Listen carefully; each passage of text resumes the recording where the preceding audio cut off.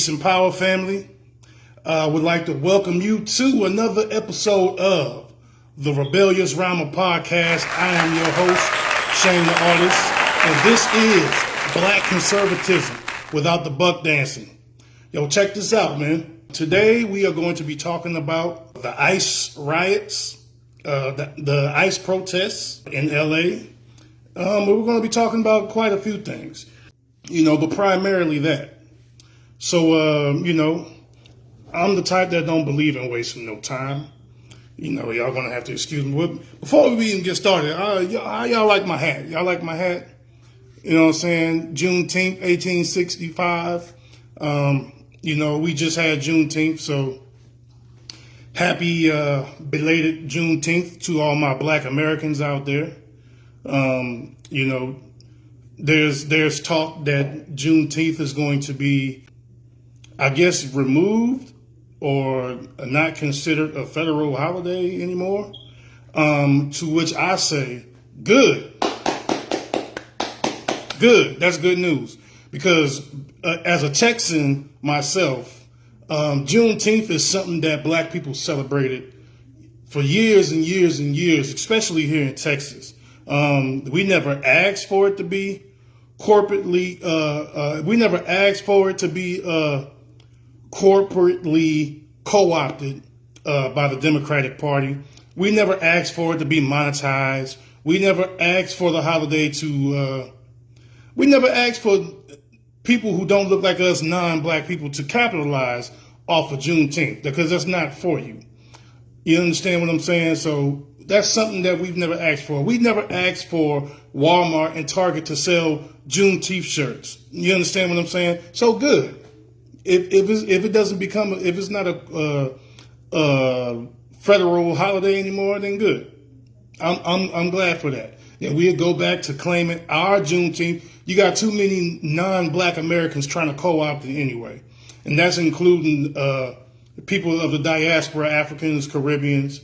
All types of people are trying to co-opt Juneteenth, but let you try to co-opt their shit. You go to the Caribbean parade with American flag or a Juneteenth flag or any type of a Black American representing flag, and you see what happens.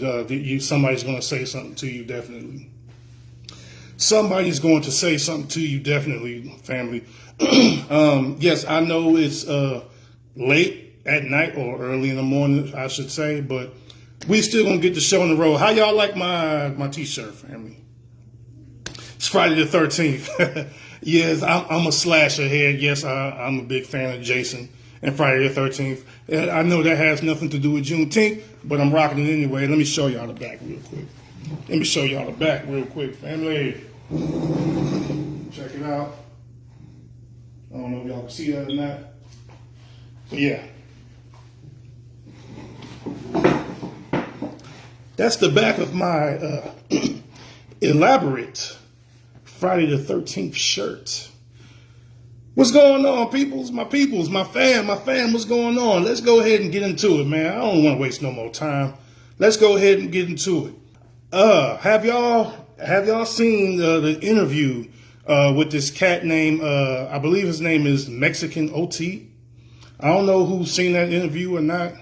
And this goes for a lot of different groups of Latinos who they feel really comfortable using that N-word, throwing that N-bomb. And I'm going to be completely okay. Let's recap. Mexican OT, I believe he's a Mexican American rapper. I believe he's from here. I believe he's from Houston, Texas. I believe he's out of H-Town. Not really familiar with his music, but I did see a interview that he did, and they asked him about dropping the N-bomb, right? So he says that and this is typically what I hear from a lot of Latinos who use the N-word. He said, "Well, I grew up around Black people. I ate with Black people. I hung out with Black people. These are my people, so I should have the right to use it, or should have the right." I'm paraquoting, but he's saying that he has the right to use the N-word because he grew up around black people, basically, which a lot of Hispanics, especially here in Houston, a lot of them, a lot of us, we kind of grow up together. Mexicans, yeah, they have their little own enclaves, but blacks are not too far away, and vice versa. And in some neighborhoods, there's a mixture. So yeah, I can see. I'm from the SWAT. I grew up. I spent 20, damn near 30 years in the SWAT. For those of y'all that don't know, H-Town, the SWAT represents Southwest A-Leaf, Texas. My kids were born there. My first set of kids, anyway, from my first marriage. But, my kids are from there. I spent a lot of years in A-Leaf. So there's a lot of Hispanics in A-Leaf. And, a lot of them are cool. But let's get back on subject. So the Mexican OT, he basically says that he grew up around black people, yada, yada. And he has the right to use that word. And then he also said, what the fuck are you going to do about it? To me, okay, first of all, before I even respond to that, let me just say this. I'm the type that when a Hispanic, I'm so used to hearing Hispanic people, dark Hispanic, light Hispanic, white Hispanic. I'm so used to hearing Hispanic people use the N-word that I'm going to be honest with you, I'm not really one to check it. I'm just going to be real with y'all, come on out and just let people know. I'm not the one to really check, especially like Puerto Ricans, those who are more of African descent or who claim their African lineage. I'm not really the one to check, family. And if that's a bad thing on me, if that's a bad look on me, then I'll take that. I'll take that hit. I'll take the responsibility of not checking Hispanics for using the N-word. But, do I cringe a little bit? Yeah, I do. But, but at the same time, I feel that they are more closer to acceptance of using the N-word than other groups of people. And that's just my opinion. But when Mexican OT says that, what the fuck are you going to do about it? Now we're getting more into the disrespectful realm of things. You see what I'm saying? I think it's a little bit disrespectful to, now you're saying that even if some black man told you, hey, I don't like you using the N-word, don't use the N-word. Mexican OT is saying that he is ready to fight you, black man. He's ready to fight you to use that N-word, which to me is disrespectful. You don't have to be confrontational. If you grew up around black people, you grew up around black people, fine. Just say that. Just say you grew up around black people and leave it at that. But once you start saying, well, what the fuck are you going to do about it? Okay, now you're being confrontational, and that's very disrespectful, family. And I think Mexican OT needs to dial that back a little bit. Dial the disrespect back a little bit, because you are making money and off of a black art form. You are free to thrive in the United States of America doing what you do because of the work and the hard blood, sweat, and tears that black people put in this country in order for you to be able to thrive here. So Mexican OT, I think you need to show a little bit more respect than that. And, you use the N-word, fine. You grew up around black people, fine. I get it. But saying that, what the fuck are you going to do about it? And I've heard that say from Latinos before, saying, well, what the fuck are you going to do about it? Kill that, man. That's very disrespectful. It doesn't have to be a confrontation with it. If you grew up around black people, fine, just stick with that, man. But the confrontation is unnecessary. And that's just my opinion. I'm going to leave it at that. What's going on, family? Y'all been all right, man? Let's talk about those California riots, man. Let's just get right to it. I'm just going to go ahead and just start it off like this. I just feel that it is an oxymoron for people to be fighting against ICE and to be protesting in a country that you are trying to stay in while waving the flags of your home country that you do not want to go back to. It doesn't make sense to me. Maybe somebody can pop in live and explain it to me. But to me, that doesn't make any sense. If you love Mexico so much, To me, is more courageous for you to go back and build. I'm talking about illegals now, and those who came here legally, and they worked through the system, and they built themselves up from scratch and all of that stuff without no handouts and all of that. Kudos to you, kudos to you. But that's not what I'm talking about. I'm strictly talking about the ones who cross the border illegally and are automatically receiving these incentives from the Democratic Party purposely to undermine the black community and to try to replace the black vote.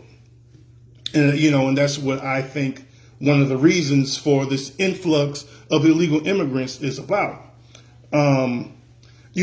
Fighting other people's battles as a black man or black women, we're done with that.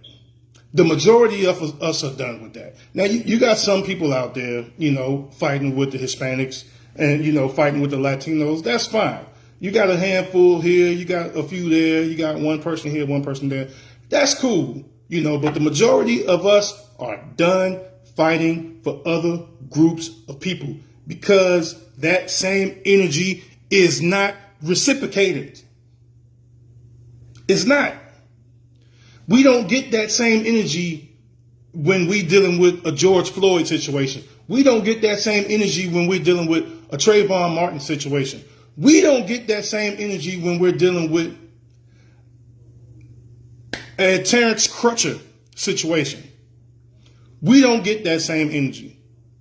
We don't get that same energy when we're dealing with a Bolcom John situation. We don't. I think that the resources, I think that the resources that are being used to house illegal immigrants, to feed illegal immigrants, to give them certain incentives and, stuff like that, things like the DACA program, things like the Dreamer program, things like that, that money is better spent on the American people first. And I said it. That money should be set aside to take care of the American people first. American people first. Black American people first, in particularly. Because we built this country. We built this country. Black Americans built this country. FBA built this country. We deserve those incentives first before any illegals deserve something like that. You understand what I'm saying? That's not unreasonable to ask. That is not unreasonable. So, yeah, putting on the cape, and let me explain. I don't understand Negroes out here who are shaming black people or conservative black people or Trump supporting black people or just what have you, shaming us into supporting another group of people. We should only be concerned with serving and helping ourselves. Okay? If we don't help ourselves, we're going to end up being dead last in this race. And I'm not trying to be there with you, family. If you want to be there and be dead last in the race, that's fine. But I'm not going to be there with you. I'm not going to be there with you. I'm saving my energy for my people. And that's it. We done spent too much time, too much energy fighting other people's battles. They need to hold their own nuts. They need to hold their own nuts. They need to fight their own battles. They need to fight their own battles, man. And I'm hearing things like, oh, well, they're fighting because this is their land originally anyway, and they have a right here on this land, and, so they can squat on this land or whatever. There is no right to this land, okay? This is America. This is not Mexico anymore. The state of California is not Mexico anymore. The state of Texas is not Mexico anymore. You don't believe me? You can do your own research. And, I'm going to be editing this video later, and I'm going to be posting documents and things like that that you can come back to the edited version and you can check out. But debunking all of that, California and Texas and all that belong to Mexicans, that's a lie, okay? Because have you heard of the Mexican-American War? Okay, in 1848, there was a treaty signed called the Guadalupe-Hidalgo Treaty, and it ended the Mexican-American War in exchange for $15 million. So Mexico, the United States government paid Mexico $15 million to purchase the state of California, all the border states, the state of California, the state of Nevada, the state of Utah, the state of Colorado, New Mexico, Arizona, Oklahoma, Kansas, and Wyoming, and Texas. Okay? The United States government purchased those lands that was a part of the Mexican government, that was a part of the Mexican landscape. The United States purchased that landscape from the Mexican government for $15 million. So you don't get to play Indian giver and say, hey, well, we want the land back. That's our land. No, your government got paid. You understand what I'm saying? Mexico got paid for that land.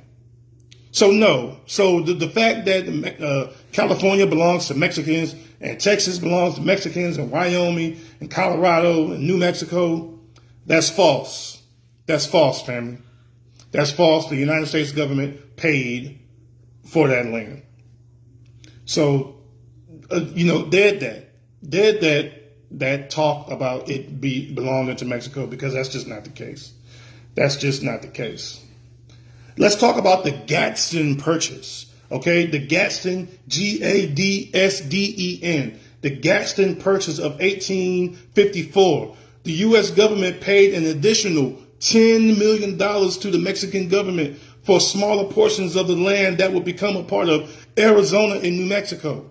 So not only did they pay the $15 million for Arizona, New Mexico, Texas, California, all of those states, right? Them border states. They paid an additional $10 million for the rest of the land that will become Arizona and New Mexico. So, the American government is throwing a lot of money around, and the Mexican government didn't say, no, we don't want that. They took the money. So this land is American land, not Mexican land. Okay? Not no more. Not no more. You had the Gadsden Project, and you had the Hidalgo Treaty, the Guadalupe-Hidalgo Treaty. Okay? The Gadsden Purchase, excuse me. Let me rephrase that. The Gadsden Purchase of 1854. So, flying the Mexican flag while fighting to stay in this country just doesn't make any sense to me. It doesn't make any sense to me. All powerful nations have borders. And all powerful nations not only have borders, but they have rules and law and regulations to regulate these borders as to who's coming in and who's coming out. You can't just open up your borders to a nation and just let anybody in. You're not vetting these people. You're not dealing with these people. You don't know who you are letting into this country when you just have open border policies. Okay? And like I said, I'm speaking specifically about illegal immigrants, okay? Not those who come to this country legally and work and fight and do all the paperwork and do the things that they have to do to become legal citizens. That's not what I'm talking about. But coming over the border illegally and getting all these incentives from the Democratic Party, that I'm just not feeling that. That's just not how we're supposed to roll as a country. It's not what we're supposed to be doing. But every country has borders. Every country has laws. And we have to abide by them. And what is it with the shaming of black people to join your fight? I don't get it. Why are people shaming us to try to help you fight for you to stay in this country illegally and replace us on jobs and incentives and things from the government and things like that. You have 50% of the residents of Skid Row in California are Black American citizens. 50%. You can look that up, family. I'm gonna repeat that again. 50% of the homeless people who live on Skid Row in California are Black Americans. Where are their incentives? Where's their housing, huh? Where's their DACA program? Where's their Dreamer program? Where's the sanctuary city for them? Those resources need to go to them first. Those resources need to go to Americans first. So to try to shame us into helping the Hispanic community fight against ICE, just no. Why would we do that? Why would we do that? We know the reason why the Democratic Party is allowing so many illegal immigrants to come into this country undocumented. But we know why. We know why. Specifically for cheap labor, to undermine Black people and their success, to undermine the Black vote, and to try to replace us. That's what it's about. And we stopping that at the door. Like, stop. We're not dealing with that. We are not dealing with that. You want us to help you fight, but then the president of LULAC is fighting in the 1960s. The civil rights generation reached out to LULAC and asked LULAC to help them in their fight. The president of LULAC, his name is Felix. Excuse me, fam. Let me get something to drink.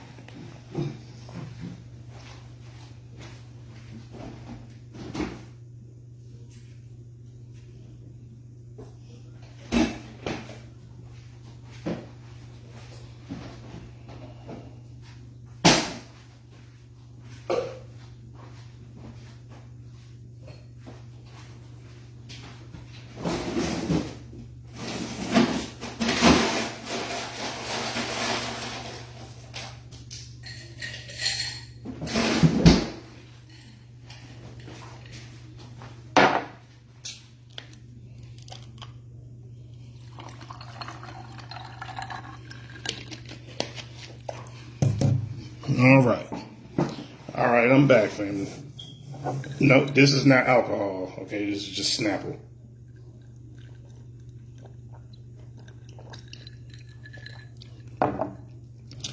Peace and power to the family.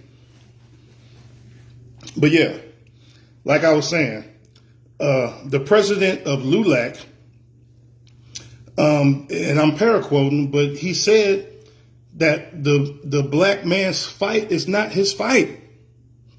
And I know the majority of Hispanics agree with that. The president of LULAC turned down the offer to join forces with the civil rights movement. They said that the Black fight is not their fight. So this fight is not our fight. Keep that same energy. Keep that same energy. The fight against ICE is not our fight. We got our own problems to deal with. Let me explain something about Black people, man. And this is probably part of the reason why we fell off so hard, man. Because Black people are the only people on this planet that are 100% human DNA. No Neanderthal DNA. No DNA of a fruit fly. No DNA of rhesus monkeys. None of that. We are 100% human. So we empathize with people, even that if they're not Black. We empathize with them because we look at them through the lens of our oppressive eyes, that has been oppressed, understand oppression. That's how we look at things. So we look at other people who's being oppressed and immediately we snap into action because we fight against oppression. That's just who we are. That's just who we are as a people. But family, that attitude is what brought us down. We should focus on our own. We got enough of our brothers out here dying every day from police brutality. We got enough babies being aborted. We have enough black on black killings. We have enough of all of that. So we don't have the time, the resources, nor the energy to step in and fight for other people anymore. We don't.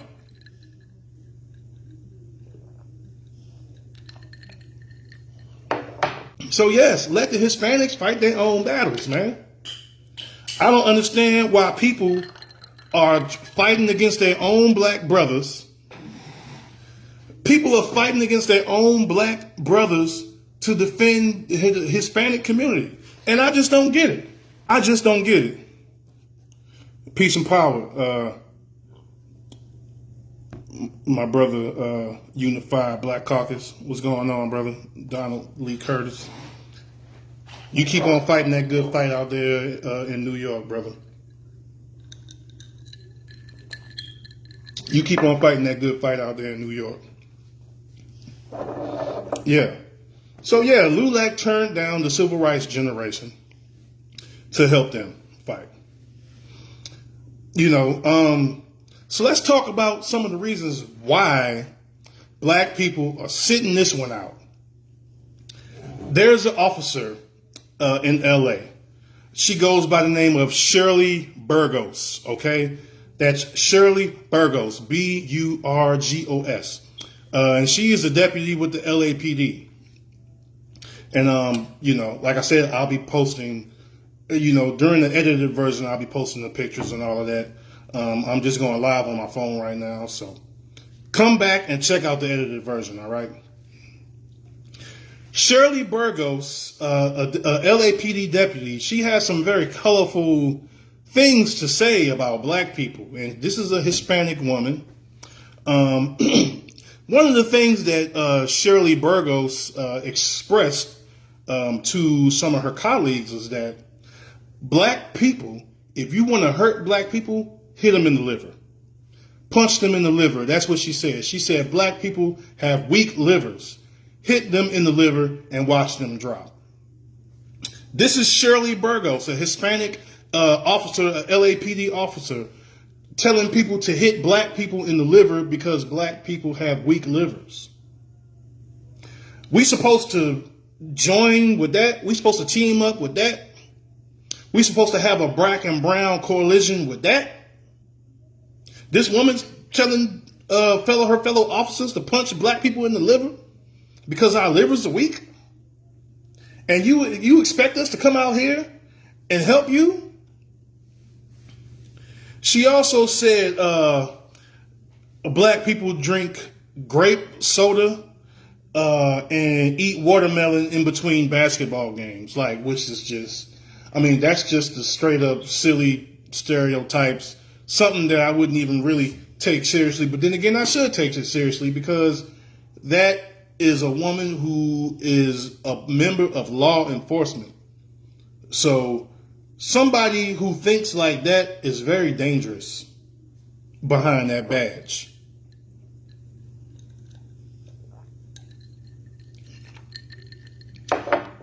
So Shirley Burgos of the LAPD, you gotta go. Something has to be done about that because we cannot have people with that type of rhetoric talking about hurting black people and punching us in the liver and all of that type of shit right there. What is your problem, Shirley Burgos? What is your goddamn problem? That's just evil. That's just evil. Job discrimination. How many people y'all have worked with immigrants or people of non-black descent? Let's talk about the Hispanic community. How many people worked with certain Hispanic people and they treat you different? They isolate themselves from you. They go around trying to get you fired to replace you with their cousins and their brothers and their uncles. This is a true story. This is true. I've dealt with shit personally. I'm not going to get into the personal stuff right now. I'm going to just drop some stuff that's just on record. Ryder International Logistics. Have you ever heard of this company? Ryder International Logistics. Look them up, family. They're in the Inland Empire of California. The Inland Empire. You have a warehouse called Ryder International Logistics. They got over 100 lawsuits out to them right now. They got to pay out all of these lawsuits, and I believe that that's what they're doing or have been doing. Because the place is pretty much ran by Hispanics, Hispanic managers, Hispanic employees, and the racism is so blatant in the Ryder International Logistics that is like some people are just surprised. I'm not, but they come here and they practice racism on a whole nother level. White folks are a little bit more subtle with their shit. Okay, they're a little bit more, they're a little bit more subtle with theirs. Okay, they're a little bit more by the law. They're going to watch their ass. They're going to protect themselves. But in particularly this Ryder Logistics, they had situations where they had black people working one line and the Hispanics working another line.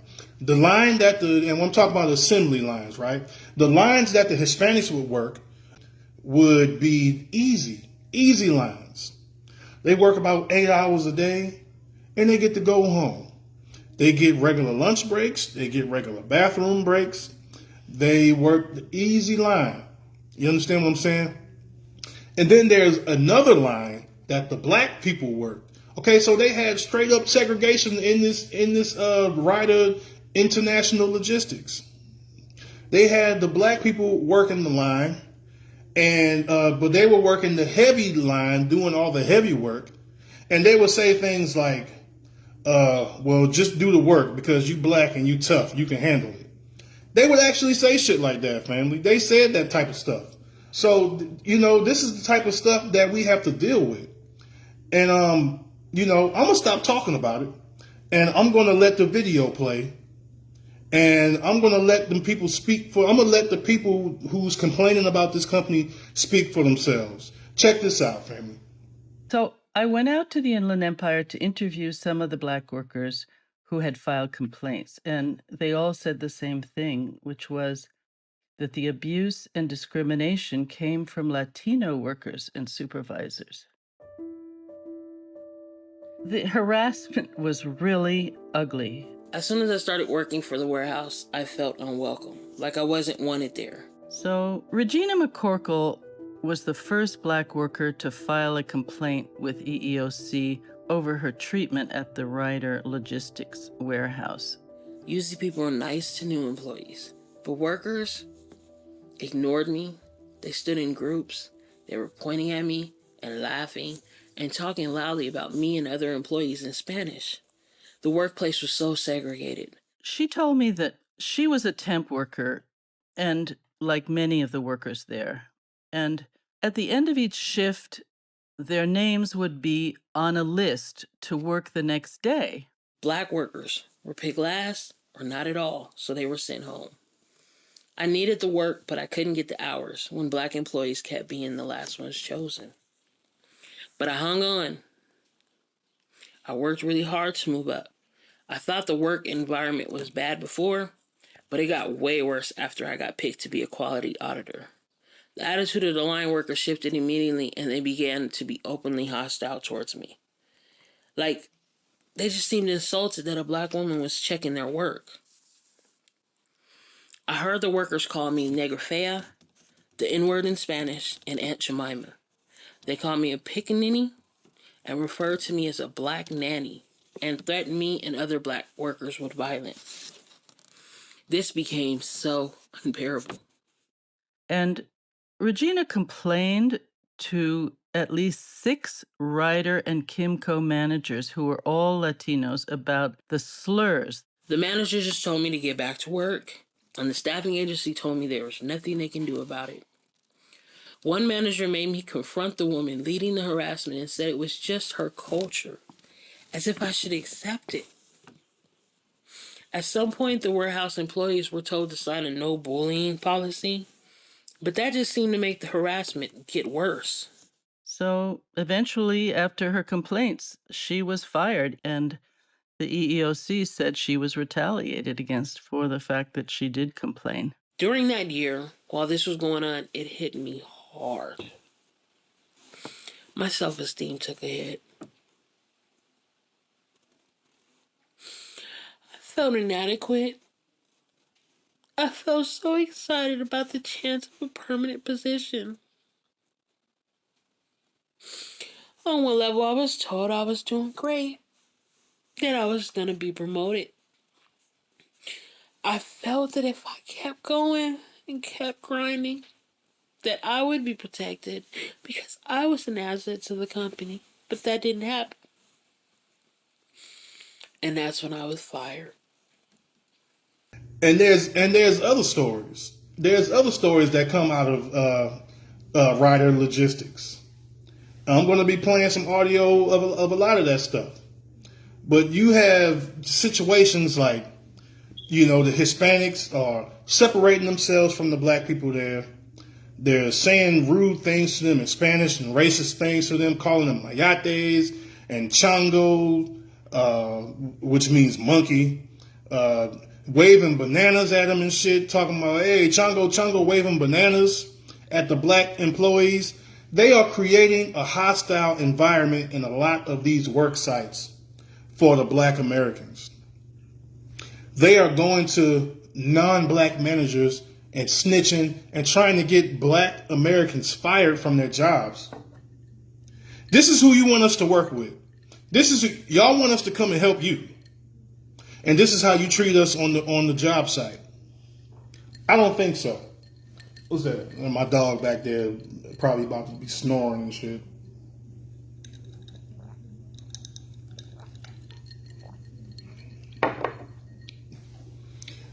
So many different situations. Here's another situation that happened here at Ryder Logistics. So Benjamin Watkins worked 4 years at the Ryder Logistics warehouse, and he said Hispanic workers had their own production lines and the black workers had to be on a different line. One time, an older female worker called to me, "Hey, monkey, yeah, you," and waved a banana at me. She did that in the break room while everybody was watching. A group of women burst out laughing. I tried to respond to her, and she just pretended to not understand English. That was in front of all these workers. After years, I couldn't work there anymore. So there was basically segregation. The black workers also were doing the heaviest or the hard manual labor, heavy lifting, and the non-black workers were doing the lights, easy work, light work. We were working these long hours and sweating, and the supervisors wouldn't let the black workers get water or take bathroom breaks. We had to wait. They said, "You're big and black, you can keep working." One of the workers I spoke to was Leon Simmons. I grew up in a different era, in the 60s. But even I never experienced racism like that, where someone would just say the N-word to your face. Leon Simmons grew up in Compton. He had Mexican-American friends, and he couldn't believe when he got to this warehouse that he was hearing what he was hearing from his Latino co-workers. This whole thing, it really affected me. Every time, even talking about it now affects me. You get emotional, you get angry. You don't want to have to confront people about this. I was always thinking I'm going to lose my job if I say too much. He was supposedly hired to drive a cherry picker, but those vehicles were given to Latino workers and black workers who, even when they had certifications, were kept off of the cherry pickers and were made to be floor pickers, which paid less and was much more difficult a job. And one of the things that Leon told me was that the black workers were forced to work overtime, like up to 14 and 16 hours a day, but the Latino workers were allowed to go home after their regular shift, which is 8 to 10 hours. You're a temp. You know, they always throw that in your face. So if they, they work us 13, 14 hours and you tired, you complain, man, can I leave now? Well, you can leave if you want to, but you might not get called back tomorrow. And he said after his shift, the Latino supervisors would make him clean up the trash while everybody else was sent home. They did that all the time. The slurs that Leon experienced just completely, he said, messed him up. Every day when I go in the bathroom, there's racial graffiti almost every day in there. Someone wrote, N-word stink, go back to Africa, and also writing on the walls calling us silverback gorillas. The other black workers would also notice the graffiti. And we would go in there and cross it out with a marker. And 2 days later, it'd be right back. We went and complained to the supervisors, take them in there, they would see it too. They used the same restrooms as we did. And it really made me upset. One time I came out of the restroom and asked a group of people who did it, and they looked at me and started laughing. And there's also Tesla. There's a lot of complaints at Tesla of Hispanic managers there mistreating black people. You have plenty of complaints there. And here's a video here of some of the complaints at Tesla. We talk about a different lawsuit that alleges an anti-black workplace at Tesla. So Margot, all these workplace complaints, how did the warehouse companies initially respond? The warehouse companies said that they did not deliberately allow racial harassment or racial segregation. But once the EEOC came forward with a lot of harrowing testimony and depositions from workers and from supervisors and from HR officials, the companies quickly decided to settle. And Cardinal Health paid $1.45 million to settle these claims. And Ryder Warehouse and its staffing firm, Kimco, out of Orange County, paid $1 million each. So now we have 300 workers at least in the area who are going to be getting settlements from these companies. And now the companies have had to agree to very strict monitoring by federal agents to make sure that they are complying with anti-discrimination rules. Margot, mostly we hear about white people discriminating against blacks and Latinos. So are there stats or maybe studies on workplace animosity between Latino and black workers? Federal and state agencies that file suit over discrimination only keep statistics on the victims of those discrimination lawsuits. They don't keep statistics on the actual perpetrators in the lawsuits because the lawsuits are filed against the companies for either supervising this kind of behavior and not doing anything about it or retaliating against workers who complain. And that is what happened in these two lawsuits, is that the federal government filed suit against the companies involved, not against the actual perpetrators in the workplace. And sadly, discrimination against black people, it's not a rare thing. In fact, there was a big case in California involving Tesla. What ended up happening with the Tesla case? Well, the state of California filed suit in February against Tesla over 10 years of discrimination complaints from black workers at the Fremont factory. And we interviewed some of the workers, and they said that slurs and discrimination came not just from whites, but from Latino co-workers. And there was also a high-profile lawsuit brought by a black elevator operator at Tesla who was continually harassed by Latino supervisors and co-workers with the N-word and with Spanish language slurs. That case went before a federal jury, and his Mexican-American supervisor admitted to drawing a giant graffiti of an African person with huge lips and a bone through his hair in front of the guy's elevator.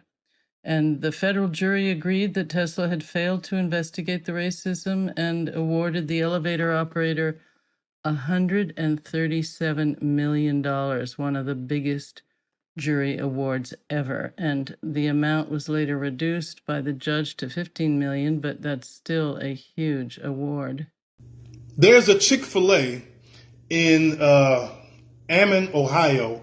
Ammon, Ammon, Ohio. And this Chick-fil-A is owned by the Ibarra family. And the Ibarra family, they are in that Chick-fil-A wilding out, family. I'm talking about wilding out. There's an employee who's filed a lawsuit against this Chick-fil-A in Ammon, Ohio.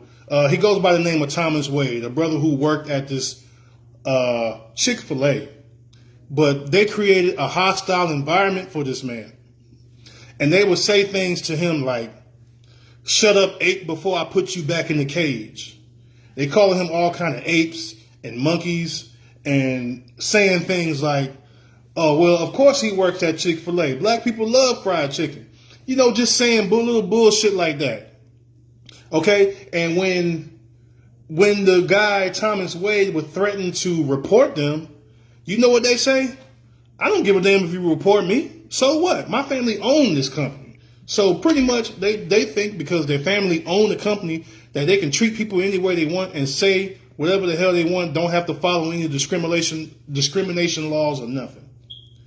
And I'm going to play some audio from that too. Check this out. An eastern Idaho man claims he was discriminated against because of his race while working at a Chick-fil-A outside Idaho Falls.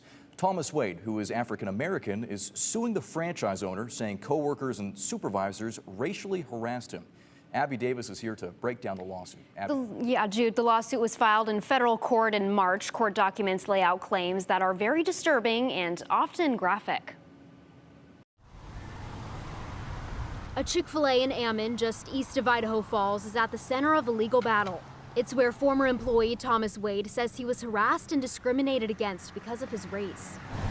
Well, the typical sequence of steps is a worker will come to us and tell us of some sort of adverse employment action, usually termination. Wade's 3 attorneys filed a federal lawsuit in March detailing the allegation against the Chick-fil-A franchise owner Lauren Misteller. It's ongoing, and I can't make any comment on that lawsuit. Attorney Ryan Dustin wouldn't speak to the specifics in the lawsuit, but court documents show Wade, who was black, started working at Chick-fil-A as a cook around December 2022. He claims his coworkers called him various racial slurs and discriminated against him based on his race. At one point, allegedly saying he was antique farming equipment, a slavery reference. Wade says they also threatened to cage him. The lawsuit states Wade reported racist comments to management 25 to 30 times between March and October 2023.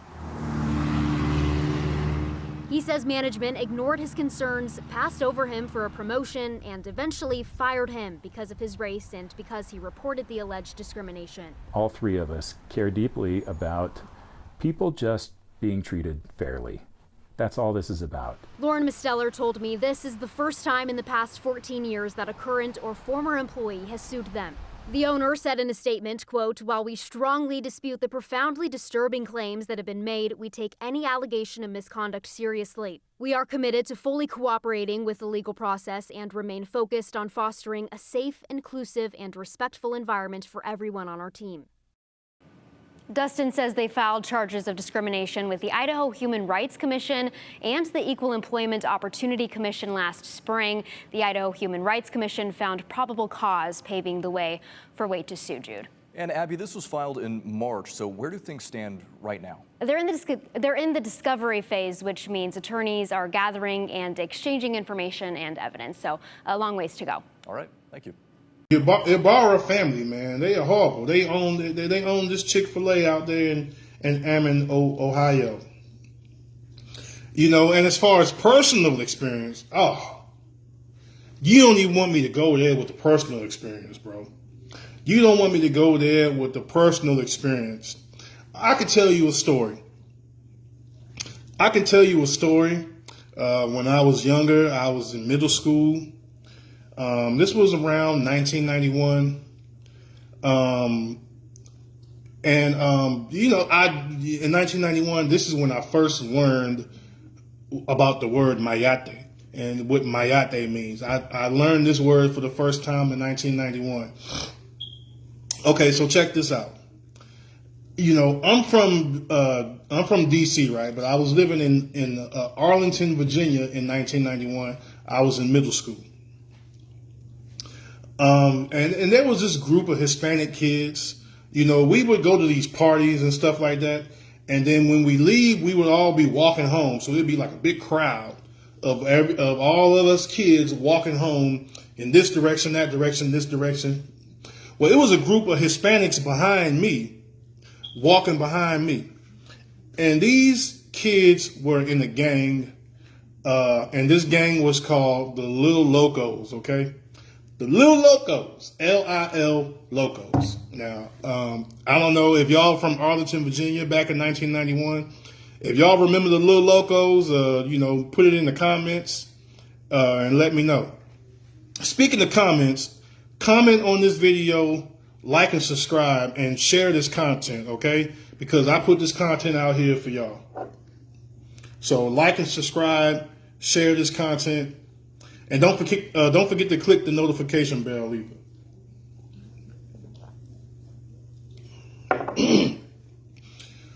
So you had the Little Locos behind me, and you know, and they were trying to antagonize me. They were saying, "We're gonna jump some mayates. We're gonna jump some mayates." And I knew what they were saying. I knew what they were talking about because by then I had learned what the word mayate mean. You know, so I ignored them and I just kept walking. I pretend like I didn't I pretend like I didn't know what they were saying, because if they were real G's, they would have just straight up said it, and they wouldn't even have said nothing. They just would have straight up just started wailing on me. They would have just, but they wasn't. So the Little Locos wasn't the toughest gang, you know, at all, really. I was more scared of the Vietnamese gang than I was of the Little Locos. And I'm just going to be real with you. The Little Locos was not tough at all. But they was behind me making these threats saying, "We're going to jump some mayates." And for some reason, because this is when the first Cypress Hill album came out, right? So they used that Cypress Hill album as like the anthem for their gang. And they used it in a racial way to try to pick fights with black people and shit like that. That was their ride music. You know, I could just kill a man. They used Cypress Hill for their quote unquote gang, whatever it is that they did. When they riding 6, 7, 8 deep in the goddamn 1992 Honda Accord, that's what they was banging. They was banging Cypress Hill. Okay, so they used Cypress Hill for whatever actions that they were doing out there. Well, yeah, you know, and that's just that's just one experience. I've had plenty. Yeah, I've been out here in this workforce. You know what I'm saying? I don't work a lot of different jobs. One particular job, I was working at a fast food. Yes, I worked fast food. I was working fast food and I was working at UPS too. So I was kind of working 2 jobs, kind of just making all the money that I can at the time. So at the fast food place, it was mostly Hispanics that worked there, okay?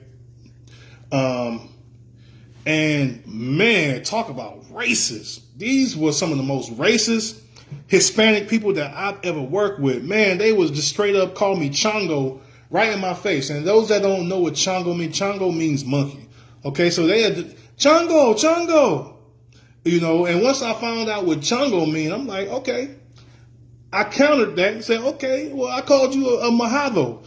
So whenever they would call me a Chongo, I would call them a mojado. And we just leave it at that. Okay? Because you're not about to be sitting here and calling me racial epithets and don't expect for me to strike back. That's not how the game goes, not with me. Especially if I know what you're talking about. So whenever they call me a Chongo, I'll call them a mojado. And we just and that's just what that was.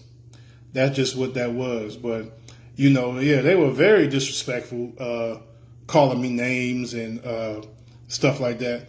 But at the same time, there was a respect factor because I guess they felt that I was smart and I understood what they were saying and all of that. They're used to dealing with goofy Negroes that don't have no idea what they're saying. But I would check their ass.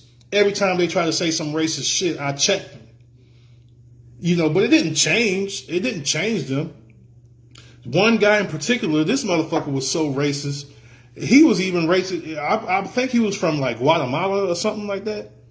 He was racist against his own people. Like he didn't like Mexicans. He'd be offended. He was offended when you would mistake him as a Mexican. He's like, I ain't no fucking Mexican. He had a really thick accent, but he was offended. He was from Guatemala, but he was offended when you put him in the same category as a Mexican. So he felt that Mexicans were beneath him. So that's how racist he was, you know. But me and him would go back and forth. He'd be saying racist shit. He'd tell me to my face how, you know, when he would be at a job site, how they would go and get black people fired and get them out of there and all of that stuff. He told me to my face, yeah, that's what we do. We get y'all fired. We go tell the managers, whatever you're doing, you taking an extra long break, we going to tell them. You taking too many bathroom breaks, we going to tell them, or we going to lie and say that you taking too many bathroom breaks. He told me to my face, just like they call me Chongo to my face, he told me to my face that we do whatever it takes to get rid of black people on a job site. He told me. So me and him, we kind of became somewhat, I guess the word would be frenemies. And the friend part just came from a mutual respect because he let me know that he ain't give a fuck about me and he ain't give a fuck about niggas. And I let him know, hey, I don't give a fuck about you either. Okay, cool. So we had a respect, kind of a leverage of respect just on that alone. Hey, fuck you. You say fuck me, I say fuck you too. So that's kind of how we got along. So our frenemy relationship kind of got a little wild. You know, it started getting real wild, man. We started throwing ketchup and mustard on each other and shit. And it was just getting crazy. And then, like, yeah, he'll fucking squirt ketchup on me. I'll go get some mustard. Nigga, fuck you. It was crazy. We got real crazy back there. Squirting ketchup and mustard. And the manager, you know, she didn't give a fuck. She thought it was funny. And now she was a black woman. And she was a sister. And they would say all this racist stuff around her. But see, she didn't understand the stuff, okay? I did. She didn't really know exactly what they were saying. So they were used to just saying a bunch of racist shit. I'm sure they had a problem with the fact that they had to work under a black woman. I know that they had an issue with that. They didn't like that. So they would say all this racist shit around her, and she didn't know what they were talking about. But I did. So I would be defending her, you know, in her honor. I would be checking all that racist bullshit that they were talking about. So me and this dude would cuss each other out and throw ketchup and condiments and shit on each other, and it just got crazy. We never got into no physical confrontation. And then I end up giving the motherfucker a ride home later. So that's just kind of how our relationship was. But the point that I'm making is they were racist as fuck. Racist. Yeah, but anyway, family, so that's what it is, man. So the whole point of this video is to say this. Wait a minute, let me get back to this Thomas Wade thing, okay? Because Thomas Wade has filed a discrimination lawsuit against that Chick-fil-A in Ammon, Ohio, against the Ibarra family. So, you know, I hope things go well with that. And I hope people get their just due at the Ryder International Logistics too for the racism and bullshit that they deal with. But you have a lot of this racial tension between the black community and the Hispanic community. So we will not be helping you with your fight against ICE. We're not. The majority of us are not. You're going to have some people out there, and let them go and throw on the cape and go out there and help you and get their ass slammed to the ground. You won't see me out there. You ain't gonna see me out there. You see me out there fighting for my own people. But stop harassing us online. Stop shaming us online, trying to get us to come out there and support you. We are saving our moral support for ourselves. We have the moral authority. When black people throw their time and energy behind something, it gets national attention. But we're not going to use that for a group of people who have anti-black views and hostility. We're just not going to do it. We're not going to do it. You know, like the president of LULAC said, Felix Hirwana, or whatever his name is. That fight is y'all's fight. I'm going to let the Hispanics fight their own fight. Okay? And this is not a hatred thing. I'm cool with a lot of Hispanics, man. I'm cool with a lot of Mexicans. In Virginia, it was a lot of El Salvadorians, Puerto Ricans. I'm cool with a lot of these people, man. But I know I'm no fool. Just because I'm cool with one here and one there, a couple here, a couple there, I still believe that the majority of their people are racist and they practice racism in their countries and even in their families. The medo a la raza, I'm probably not saying it right, but y'all know what I'm talking about. They believe in medo a la raza, whitening the race. Okay, so if Guatemalan daughter comes home with a black man, they're gonna say, "Oh hell no, we can't do that," because that's not whitening the race. That's not making the race pure. LULAC fought in the 1960s in order to classify themselves as white, and that's documented, family. The group LULAC fought in the 1960s, the United States government, to be able to classify themselves as white in the U.S. Census. Make that make sense. Now you want to talk about some black and brown pride and we need your help and we need to stick together? No. That's not going to fly. That's not going to fly. You got what you want, fool. You got what you want. You fought to be white in this system, and you got it. You got it. As far as on the census, they're going to still let you know. They still going to treat you like a nigga. But on the census, you can mark off that you're white. And you might get a few little extra crumbs or something because of that. But there is no joining of the forces. There is no black and brown alliance. There's not. There's never been one. It's always one-sided, and it has always been one-sided. The blacks help the brown people fight their battles, and we get nothing in return. Nothing in return. Black people always going out, putting their life on the line, helping other groups of people. It's never reciprocated. We never get that return. We never get that ROI. We never get that ROI. You know what I'm saying? A return on investment. I'm using kind of business terms right now. But it doesn't come back to us. It doesn't.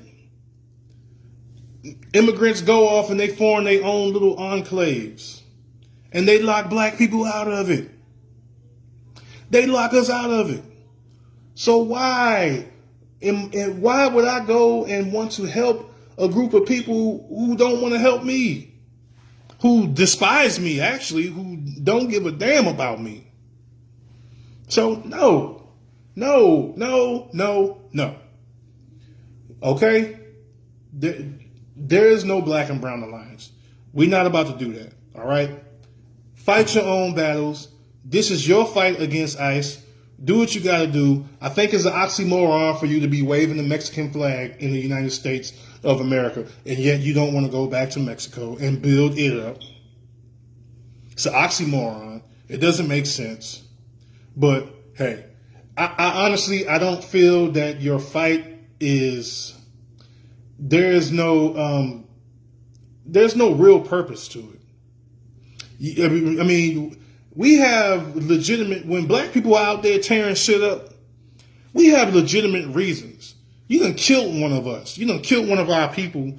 We've been harmed and wronged in so many ways. But to me, this is not a sincere, it is not a sincere reason to be out there fighting. You're here illegally. I'm talking strictly about the illegal aliens. You are here illegally. You are breaking the law. You're breaking the law. So you're fighting to be able to stay here and continue breaking the law? No, I can't go to your country and do that shit. So what makes you think that you could come here and do that? No. Yeah, you damn right I voted for Donald Trump. You damn right I wanted ICE to come in and clean house. Not just with the Hispanics. Every motherfucking body who don't belong here. Everybody who come here and talk shit about black Americans, call us lazy, and say that we don't work hard, and diminish the 400 years of stress and pain and struggle that we've been through dealing with our oppressor. You want to minimize that. You want to belittle that.